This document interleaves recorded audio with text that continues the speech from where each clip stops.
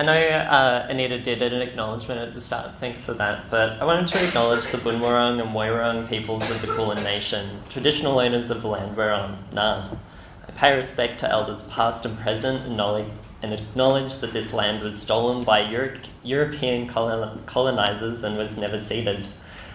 I acknowledge the strength of First Nations people in their active resistance, especially queer Indigenous folk. And I invite you to take a moment to reflect on the genocide in this country and think about how you can be an active ally in working towards justice. Always was, always will be Aboriginal land. I'm going to be talking lots about queer sex, and I wanted to acknowledge the people in the room, that there'll be queer people in this room, and I don't know who's queer. I'm queer. I'm bisexual, there you go. But that we all have different experiences around sex and sexuality and gender. There are things that are average or common. That doesn't necessarily mean they're right or good. I also wanted to acknowledge there's lots of expertise in this room. And so to do that thing of noticing that I'm not necessarily the person who knows everything. I hope to learn things from you all. Please talk to me in the break. Also, just acknowledging I've popped up here some content warnings. I'm going to be talking about some heavy things today. So please take care of yourselves, as I mentioned. All right, so queer sex and LGBTQIA plus sexuality. Oh dear. This is actually quite a common experience. Lots of the time when queer people go to see health professionals, they get questions that are really just pretty confusing. But what comes to mind when you think about queer sexuality? Well, you might think HIV and AIDS. Josh is definitely going to talk about HIV and AIDS. And look, there's lots of different topics around this. We could spend whole weekend talking about this. HIV diagnoses are still happening in Australia. It's still a really current issue, and here in Australia and around the world. But I'm not going to talk heaps about it. So we're going to start with some multiple choice questions. Whoa, already interactive. Whip your phones out. So our first question is, how confident would you be in both educating and soothing Ben, a 22-year-old pansexual man newly diagnosed with HIV? All right, let's see the answers. All right, so there's a couple of people who are extremely confident. Awesome, well done. Most of you are saying, yeah, look like a bit, ranging from a bit to a lot. Cool. Next, how much training have you received to help men with? And that includes things like knowing about HIV, knowing about Y+ issues and representation, maybe thinking about what the experience of pansexual men might be. So we have a tiny amount of people who have had lots of training. That's great. Most people either no training, none. Quite a few people have said some training. I want you to think through, how much training have I actually received that's quality around this? The next question, how good a job do you think you would actually do with men? Terrible. Yeah, well, maybe. Hopefully not. You've all come here today, and maybe by the end of today and tomorrow, you won't feel like you're going to be doing a terrible job. But actually, most people reckon look like adequate. C-. You know, like P's get degrees. Yeah. But who would, stick your hands up, who would like to be doing excellent care, so much so that he would refer you to others? Yeah, I mean, hopefully everyone, right? And it's possible. It's possible. But let's keep on going, let's get there. So there's just a few things that I thought about that have to do with queer sexuality. I gave myself 5 minutes to brainstorm. Here's a couple of, surface level of the issues that I thought about. And really, we could probably do a day or two on pick one of these. We could do a day or two on any one of these, maybe looking at queer sexuality in health and splashing and food play. I think that would be a great conference to go to, very interesting. Splashing, for those who aren't aware, is like any kind of sexual or arousal or pleasure-based food play, usually. Can get pretty messy. So, Anita talked before about opening up a can of worms, and it can feel a little bit like, who was a bit overwhelmed by that slide of all of those things, right? And is anyone an expert on all of those things? Not even me. I'm not an expert on all of those things. I'm sure none of you are either. And it can feel a little bit like if you ask the question, okay, so what is sex like for you? Or what kinds of sex do you like? Or, what's your sex life like and how might it be interacting, telling the story? It can feel like a huge can of worms. And so you open up that can of worms and you end up spilling them everywhere and stomping on them and causing that person distress or offending someone. That can feel bad. Doctors and helping professionals often think first, do no harm. And that can really stop us from hearing someone's story. But what we're doing through that process is actually just failing basic healthcare, I'm sorry to say. She told me polyamory never works, just break up. My therapist asked if I'd had the surgery. My GP misgendered me. It took me a year to try another GP. They looked disgusted when I told them about my partners and their HIV status. Said it was just because you're a trans. I didn't feel safe to talk about what was really going on. I want you to really think about that last one. I didn't feel safe enough to talk about it, and so you as a health practitioner would never know, never be able to actually do anything about it. Who loses in that situation? So why are we failing them? And it's a hard answer, but mostly the answer is we don't want it. It's too hard. Unless you're a proud bigot, a sexist, a transphobe, a homophobe who openly hates people for their sexuality or gender, I'm pretty sure most of you, hopefully all of you, are not. Most people in society, at least in Australian society, aren't. The answer is more like, it's really hard. It feels really hard to do. Politicians and legislation, too hard. Education system, too hard. Safe schools much? Medical establishment, too hard, right? I trained as a psychologist. I did my master's degree in counselling psychology at Monash University, just over there. Not that long ago. Last, 5, 6 years ago? And we learned shit all about LGBTQIA plus health or sexuality, nothing about sexual pain or anything. So the ignorance and avoidance of LGBTQIA plus issues by health professionals is killing us. By us, I identify as a member of these communities. My friends, my family members, people who I see, my clients. We have to do better. Thanks for coming. Here we are. We're going to get better. So, doctors love it. Learn the one weird trick to help these clients. Was, I say one, actually it's 3. Treat them as whole human beings. Listen to them. They're the experts in their own life. Thanks, Anita, for signposting. This is perfect. Actually, it is an extremely low bar to cross. Extremely low. Extremely low. When I say treat them as human beings, that's a low bar, everybody.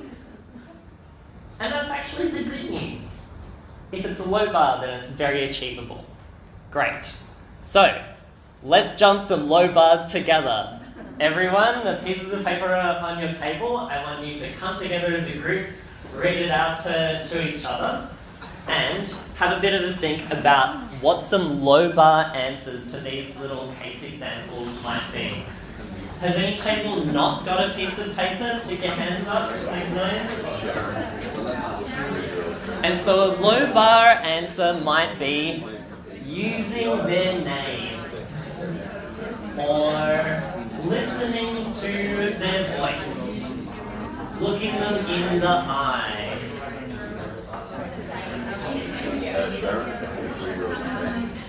It might be allowing them to write their name on your form. Write down some of these low bar answers. Alright, that's enough time. Everyone quiet. I want one person from each table to stand up.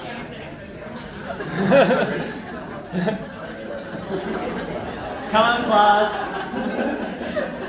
Alright, so one person from each table is going to stand up.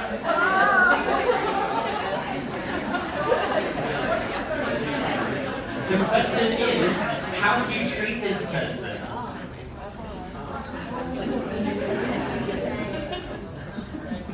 Yeah, seriously, time's up. Low bar. This is the low bar, the lowest bar. Okay, so we've got a person from this table standing up. Yep, stand up so I can see everyone. One person from every table. And can I get a roving mic? Yep, if you could run around to everyone. Can you quickly, let's read out this one. Oh yeah, so Fua, the 31-year-old queer man, says he's sad all the time, can't concentrate, also that he's in his first same-gender relationship which he's hiding from his conservative family. What's one of your low bar answers? What might be a basic thing that you could do to help this client?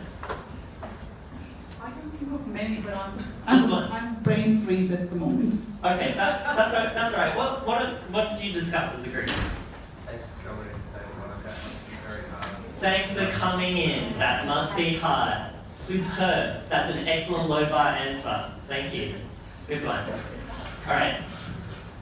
So I'm going to read this out. Yeah, sure. Yeah, if it's a different one. I've just got three examples. Awesome. So we've got one that's Sharon. Sharon is a 43-year-old transgender woman coming in with complaints of persistent UTIs and painful sex with her partner. Okay, what's the low bar answer? Do you want just one? Yeah, one. So our first one was to ask about preferred name and ask about preferred pronouns and then use them consistently. Don't forget them. Brilliant. So amazing. And I would add, sometimes the phrases used preferred noun, preferred pronouns.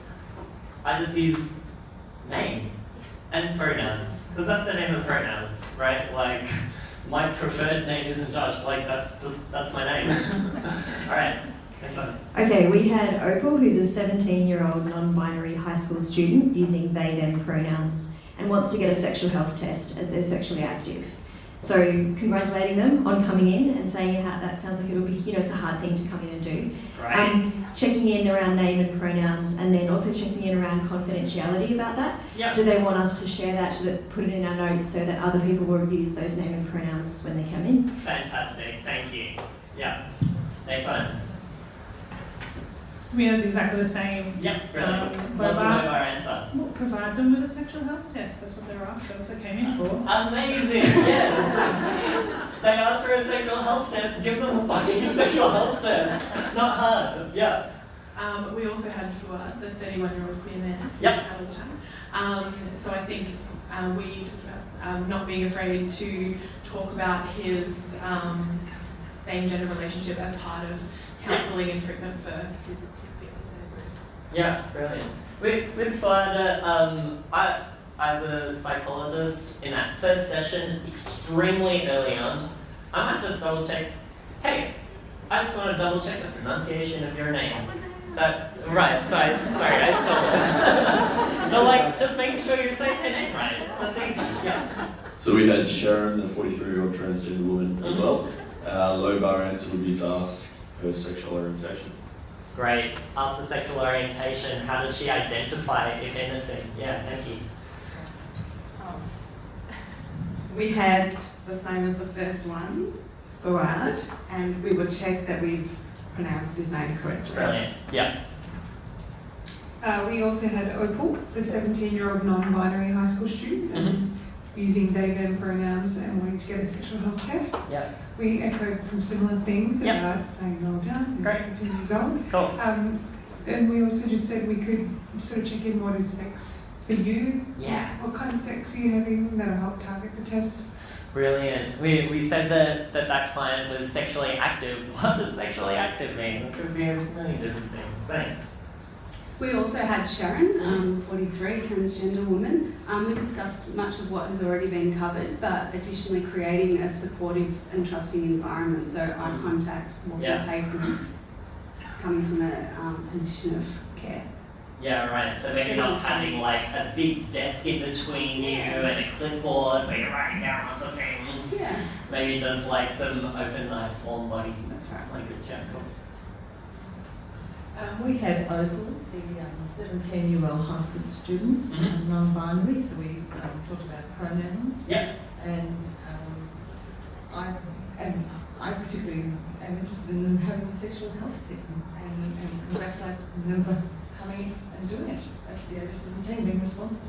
Great. 17 years old and taking responsibility for his sexual health. Like, that's so amazing. Yes. We have Fuad as well, apart from checking how to say the name because we're not sure. We'd asked what he's hoping to get out of coming to us, whether that's depression screening, bloods done. Yeah. Why has he come now? Yeah. Awesome. Do we have one or two more? No. Yes. So we had Sharon, and we decided not to assume that the partner is female or male by the presentation and ask about it from her as well. Right, yeah, and that might be something that's done even before she comes in the door if it's on your form or something. Yeah, cool, awesome. Well done, everybody. You jumped the low bar. Excellent job. You don't need to learn like full-on queer theory. You don't need to read a million books. Literally just saying their name right is like something that many people don't do. So I bet you'd love like a glossary of all these different terms, maybe like a do's and don'ts list. You know, how can I attract and keep queer clients? What are all of the best resources? And I promise you, I'll send them to you in an email. I'm not going to do that now. Sorry. Instead, we're all going to talk about shame. Everyone's excited. Good. So Brené Brown says, shame corrodes the very part of ourselves that believes we're capable of change. It locks things down, keeps things silent. And sometimes I'll talk with clients about the difference between guilt and shame. Guilt is I've done something bad. It's about the action. Shame is I am bad. And it's hard to escape. That's hard to sit with. But shame cannot survive being spoken and being met with empathy. There's two parts of that. There's the speaking of it, the getting it out on the table, and being met with empathy, which is connection, which is warmth, which is maybe eye contact, depending on culture, maybe warm words, maybe tone of voice that you use. So let's speak about shame and bring it into the room.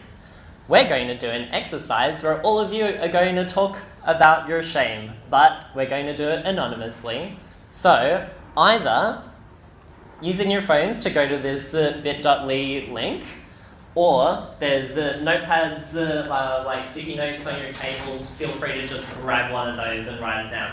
Either way. And I'm going to be reading these out. So please, keep them anonymous with low amount of detail. And nothing super high on the distress scale. So a bit more secret and shameful than I never replaced the toilet roll when you need to, but a bit more, but a bit less than something intense or really heavy like childhood sexual abuse.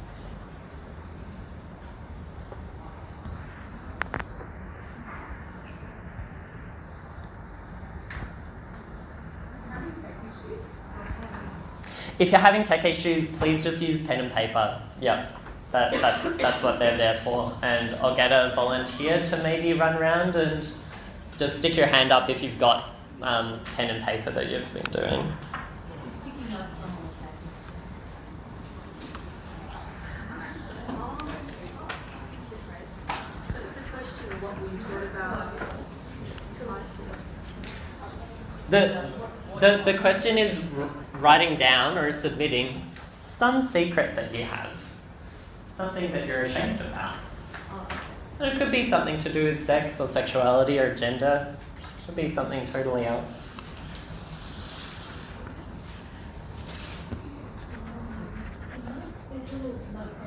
And I'm just going to start reading some. I'm fat and hate my body. I'm overweight. I don't say I love you to people I care about often enough.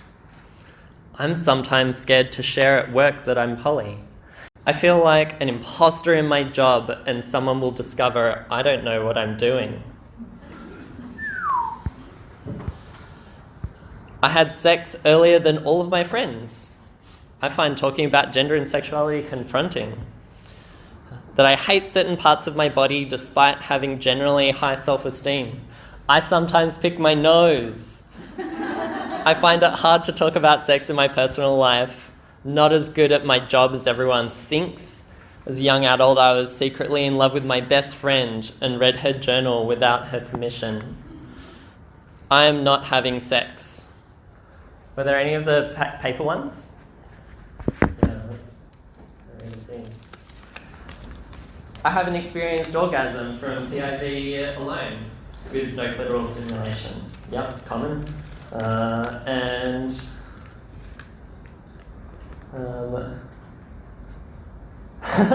Nothing really. No shame. I'm very self-aware, kind to myself and open. Well done, that person. 0 shame. Okay. So I want to invite everyone to close your eyes and imagine this shameful thing that you've thought about. Maybe it's the one that you wrote down, maybe it's something else. I want you to imagine this thing. In order to get effective medical care, you need to tell a stranger who has full control over whether you actually get help or not, and who might throw it in your face and judge you, or might dismiss you. Imagine that you, in order to be a citizen of this country, you had to share this information. Imagine in order to get married, you had to share this information. Imagine you're living below the poverty line and relying on Centrelink, and you have to share this piece of information, and it might determine whether you get any money at all. Okay. Thanks for mentioning that with me. So I want you to discuss on your tables amongst yourselves what came up for you during that little experiment, or during like when we were making out the submissions and things. What feelings came up for you? What thoughts? And if you feel safe enough, share your secret with your group. I highly encourage it. And hopefully I invite everyone to be warm and empathic if someone is sharing their secret. Please go ahead.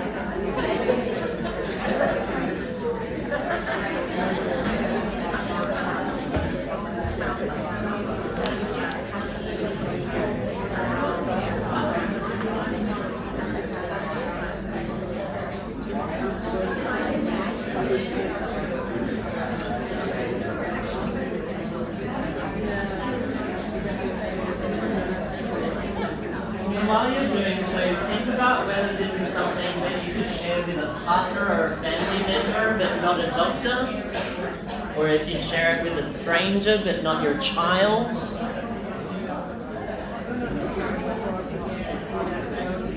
If there's anything that you have never told a single person about ever.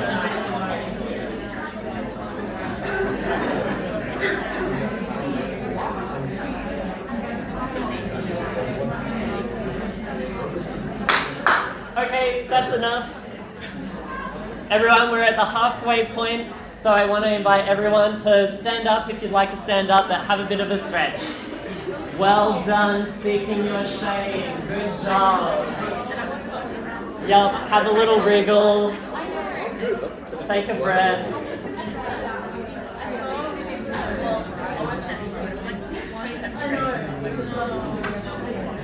I'm glad we have such a chatty group. It's great. Warmed up. We're well and truly into the conference now. Alright, if you'd like to take your seats. Thank you, everybody. Okay. I do sincerely want to thank everyone for trying that out. Even if it mostly happened in your head or you mostly listened to other people, it's a powerful thing to try that out and to be willing to be a little bit vulnerable, especially when you're perhaps amongst strangers or peers or sitting next to your boss. I don't know. So, why are we here talking about queer sexuality and sexual health? Put up like, haven't we come so far? Like, love is love. We've got gay marriage now. Like, we're done. No shame for these people. Like, aren't we all good now? But no. So, where does the shame come from? Let's do a little bit of a history lesson. Of course, things have been bad throughout history, but this is kind of like one of the main bits of modern Western history. So 1533, the Buttery Act. 1641, someone hanged for sodomy. I'm just going to blast through this. 1788, British invade Australia, massacring slaves, enforced gender binary, compulsory heterosexuality, had it since then. Brother boys and sister girls and other queer First Nations people currently suffer just horrible health under our healthcare systems and the government's ultimately failing. We had this atrocity. It was 1949 that Victoria thankfully downgrades anal sex to only 20 years imprisonment instead of death. We have conversion therapy, which still happens throughout our country and across the world, which is torture. We have corrective rape, which is rape happening about the world. We have the DSM classifications.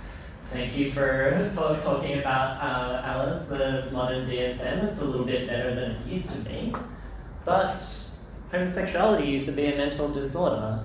And when they voted to change it, it was actually a pretty similar proportion difference to the recent same-sex marriage vote. So actually almost 40% of psychiatrists at the time said, yeah, no, it's a disorder, we should keep it in there. Yeah. 1972, the police kill a guy for being gay. We had an AIDS crisis. And still, we have pretty disgusting advertising around HIV testing that hinges on this distrust and secrets and shame. 1997, which wasn't that long ago, Tasmania decriminalised homosexuality.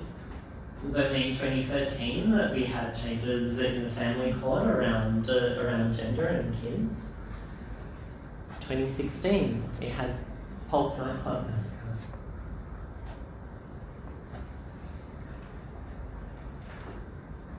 It was only in 2017 that Queensland abolished the gay panic defence.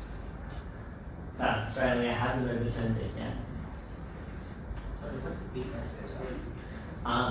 So if a guy comes onto another guy and he gets angry and kills him,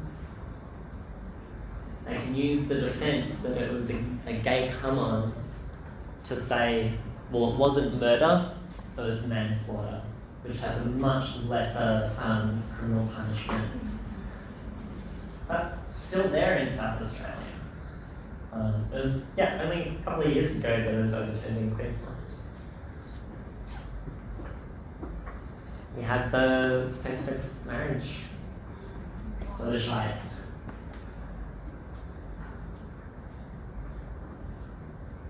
And recently, just the other week, Brunei makes gay sex and adultery punishable by death by stoning.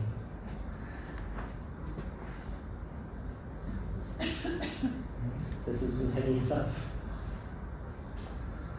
Intersex rights, which are gaining lots of traction, thankfully, in these last few years particularly. I encourage everyone to, whip out your phones, take a photo of this slide, remind yourself or write it down in your book to look up the Darlington Statement, read it and affirm it, and also send it to your organisations and your colleagues to read it and affirm it. These are things that you really need to know, and almost none of us have had really good training around intersex issues and rights. You really, you have to go to a queer conference to see one or two presentations on this. You won't get it elsewhere. Look up their website. And it's every single week that there's someone in the news for doing some bullshit, often transmisogyny, sometimes transmisogynoir. If enough people tell you that you're bad loudly and for long enough, you believe it. I often internalise these messages. Talked briefly about internalised transphobia, internalised biphobia, internalised homophobia, internalised sexism and racism and classism and ableism. All of these societal oppressions and systems of power dynamics working to punch down. So let's do some more questions about this. So our next question is, what were you taught about LGBTQIA plus issues in high school? I suppose you can collect all of your primary school and high school experiences. I'll be generous. Nothing or surface details? Simple or bad? Dangerous? Or actually you were taught lots of stuff that was really positive? I don't know how many people can see the screen, but I think it's 90% was nothing or just barely surface details. And so some people have said that actually there's harmful stuff. Alright, next one. How about in your professional training? So most of us here might have done professional counselling courses or gone through a GP course or medical training, therapy, social work, physio. How much training did you get? Really? In this? And your training might have been quite a while ago. Maybe it was pretty recent. 75% of people, 70 people say, nothing. Nah, didn't learn shit about it. And 25 people who are, almost 80% of people who are saying it, lots and positive. I'd be so curious to know what course you did and how recently it was. Monash University. Course at Monash University. Which course at Monash University? Yeah, really? Nothing against Monash. I went there. Sorry. Okay, last one is, what did your family or your culture teach you about LGBTQIA plus people?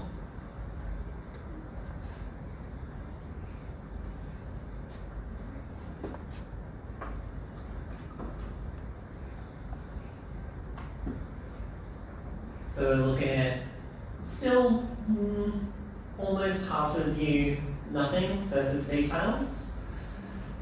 A decent amount, a third of you or more, saying that actually these people are horrible or bad, maybe dangerous as well, and actually no real detail about it. And wonderfully lucky 10 to 12% of you actually got good positive information. So it makes sense that this shit is, well, terrifying, right? It makes sense that you're not well equipped to look at these issues. It makes sense that we're failing basic health care for these communities, right? It makes sense. We've hardly got any training. And so that's why I'm really encouraging this low bar approach. You don't need to know all of this. You really don't. You need to do things like say their name, use their pronouns, look them in the eye, talk about stuff. You're getting over your own shame in the room. Because us as helping professionals, we want to be able to help the person in front of us. And if you haven't received any training or you're feeling like, oh, you know what, I don't really know this stuff, I feel like I'm opening up a can of worms, I'm going to offend that person, and that's not my job. We actually need to get over our own shame about that in order to approach this stuff. In order to say, hey, I don't know what that word means. You mind if I Google it real quick? Or could you tell me what that word means to you? Or like, that's a new word for me. Tell me a bit about what you know about it. And in between this session and our next session, I'm going to train myself on it. I'm going to look at some podcasts, I'm going to read some books, I'm going to do some Googling. And by next time I see you, I will know that word, or I will know that experience. That's good practice. So remember, listen to them.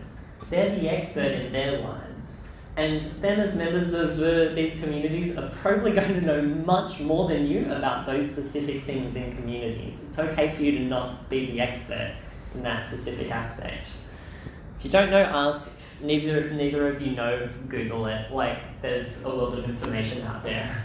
Please use it. Once you've done that, if you're still coming up short, please email me as well. I'm very happy to help out and provide secondary consults. So it's not just shame. Let's have a look at some case studies. So 20-year-old non-binary asexual client is struggling to navigate sex with their allosexual girlfriend who has complex trauma. The therapist misgenders them, then pathologizes them as having a sexual disorder, then completely misses the signs that the client's girlfriend has those kind of typical complex trauma responses. And so the client never comes back, posts on Facebook, but none of their friends should go see that therapist. Therapists think that they did a pretty adequate job. Client suffers silently, never comes back. Maybe doesn't go to another health professional to see someone about that issue ever again, or not until the problem becomes much worse. Anyone hear of the trans broken arm theory? It's quite popular, please Google it. Trans woman comes in with broken arm after stacking her skateboard. The nurse in triage asks lots of questions about the patient's hormones, their genitals, maybe they ask if they've had surgery, ask about their sexual partners, how does it work? Patient is told that they should probably lose some weight and that women don't really skateboard, also that her bones are weak because of the hormones, and that patient leaves without any pain management plan, doesn't speak up about how she also actually needed an STI test because she's quite worried about some rash that's happening. Another low bar completely failed. Why does it matter that this person is trans if they've got a broken arm? Surely that is the crux of this consult. I don't know if everyone heard this, but the comment was, why does it matter if she's trans? It fucking doesn't. She's got a broken arm. Please treat a broken arm. Yeah. It would be inappropriate for me to ask anything about their sexuality in that consult. Right, likely. This is an SM triage. Like, those issues aren't relevant. Treat the broken arm. Like, a broken arm is a broken arm no matter what your gender or sexuality. But at the same time, it's quite relevant if she actually wanted an STI test. Right, that too. So, yeah. And you've got the practitioner's agenda. And perhaps a nurse in triage isn't necessarily going to do sexual health checks, as an example. But like, you would treat the broken arm first and say, is there anything else? Is there anything else that you're here for?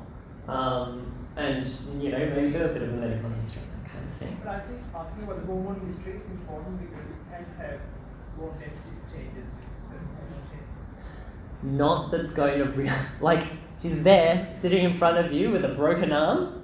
That's not the time to talk about bone density from various endocrinology perspectives. Yeah.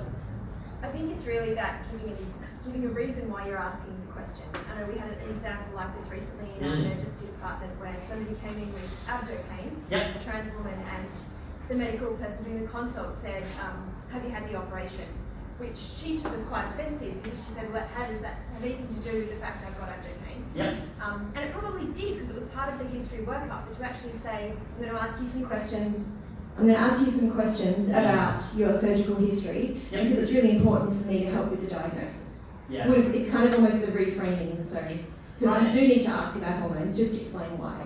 Yeah, totally. Asking why, and I suppose that really gets to asking what you really mean, which,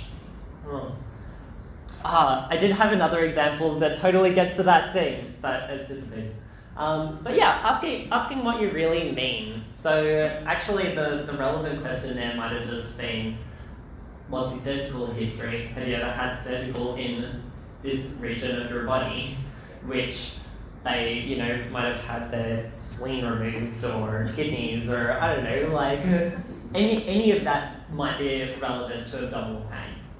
And perhaps if they had some kind of bottom surgery, that could be relevant. They would speak up.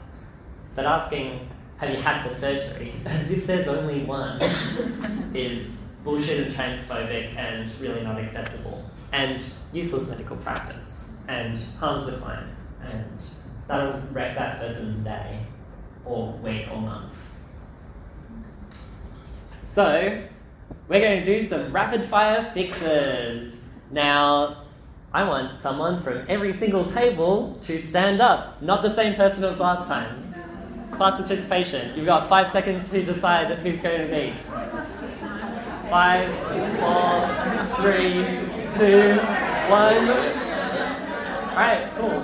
We'll start over this side. Thank you so much. So I'm going to click the slide and you're going to read out what it says.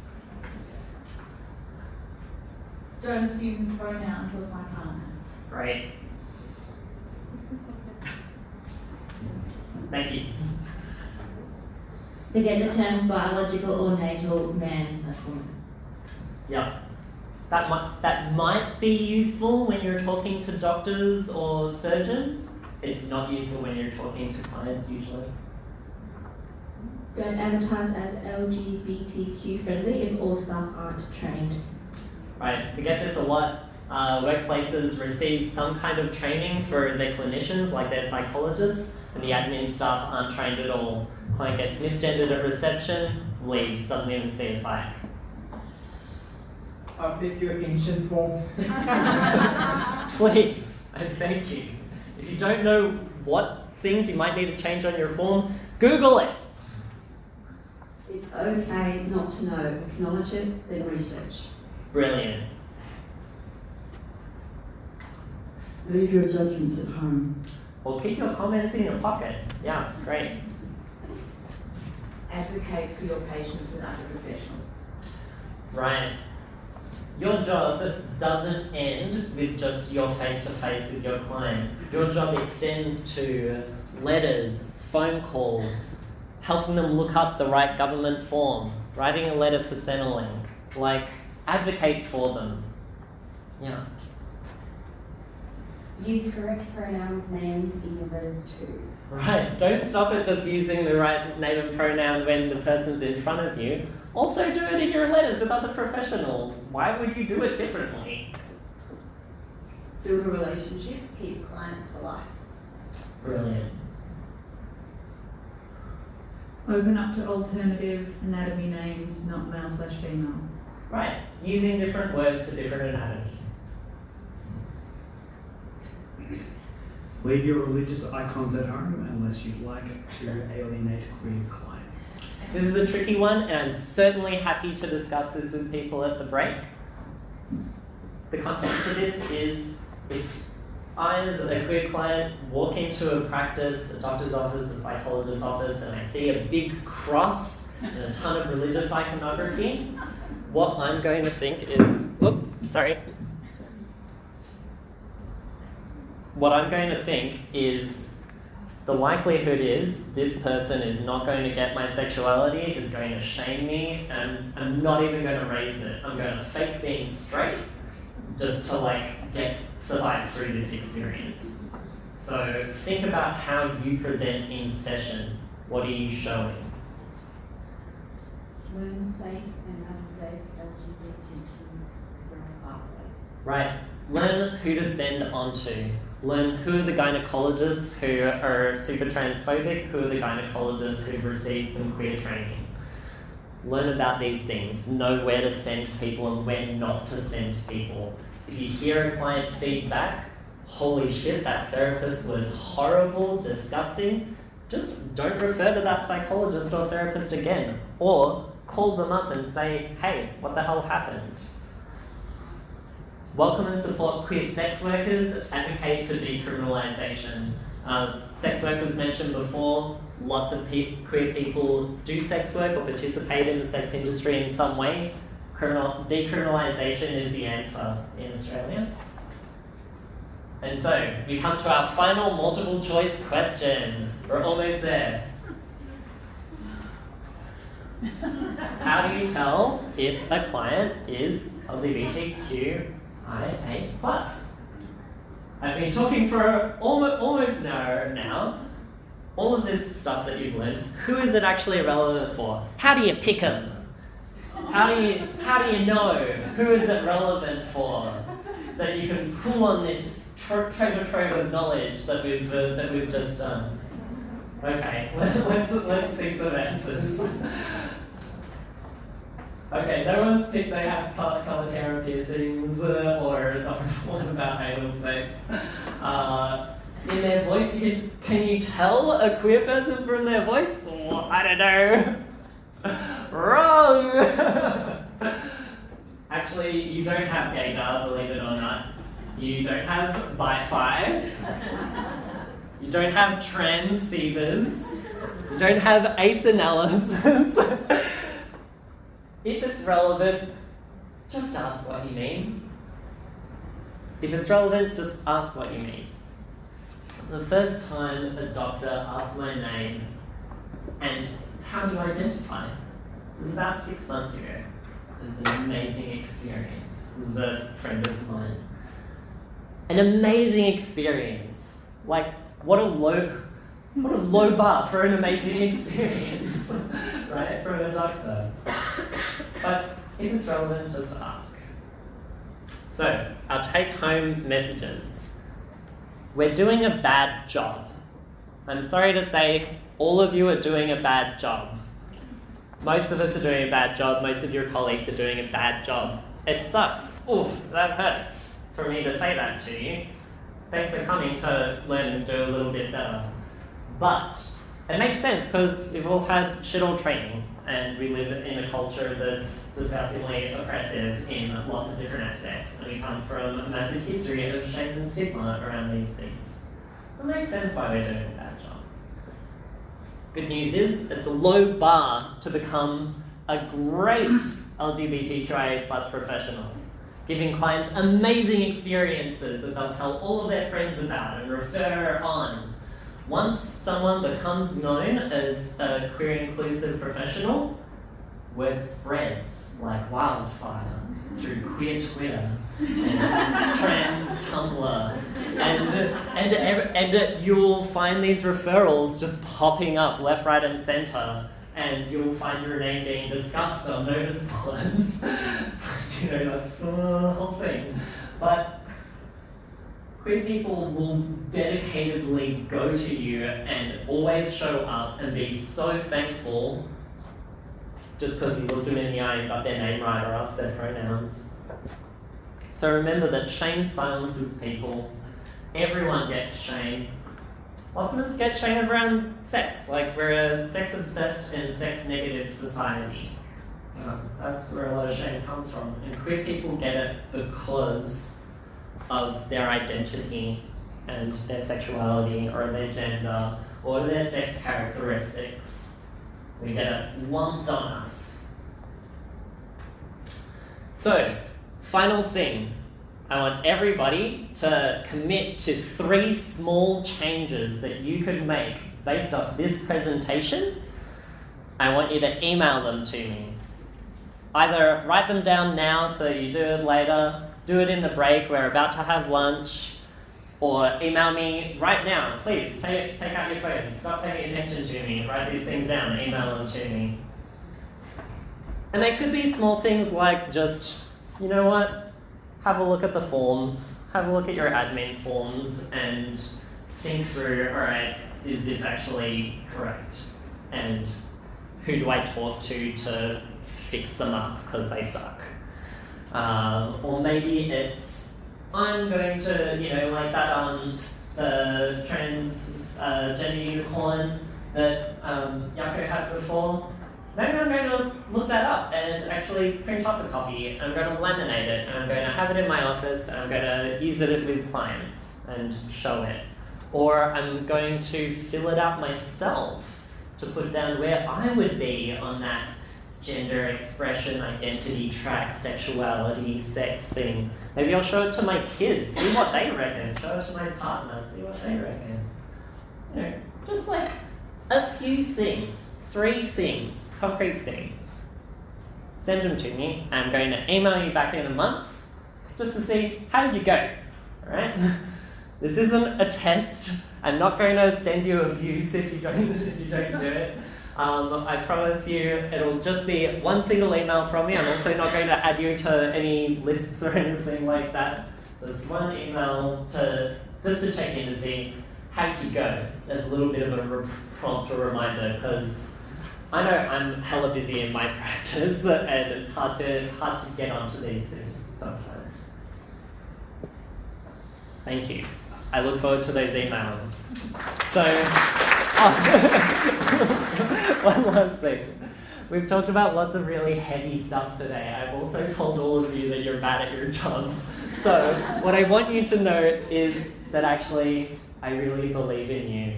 Every single one of you. I'm going to try and eyeball everyone. I believe in you. You're a good person. You're trying hard. You want to help.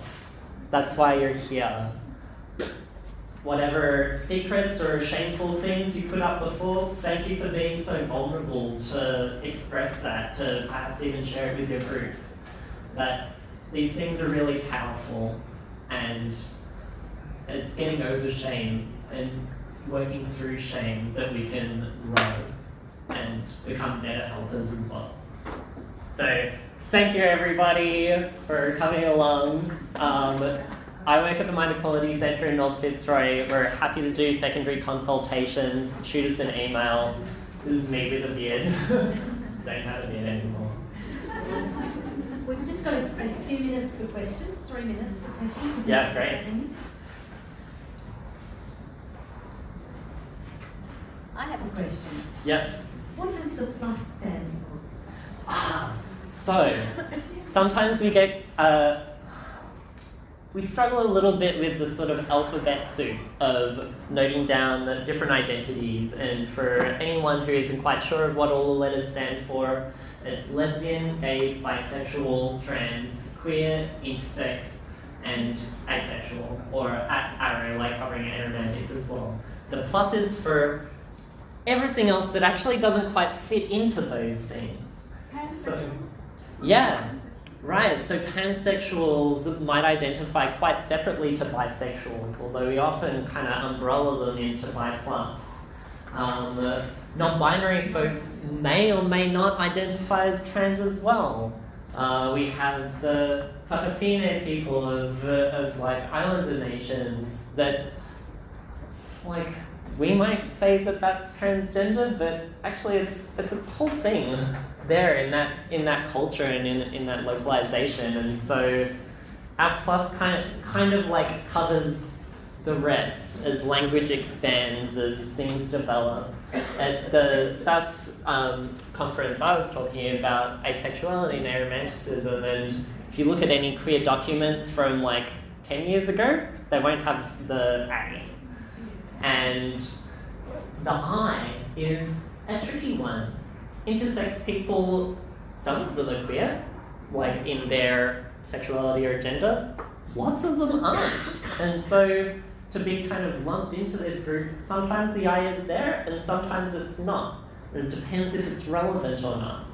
If you're talking about gender and sexuality, actually the I's like not really relevant.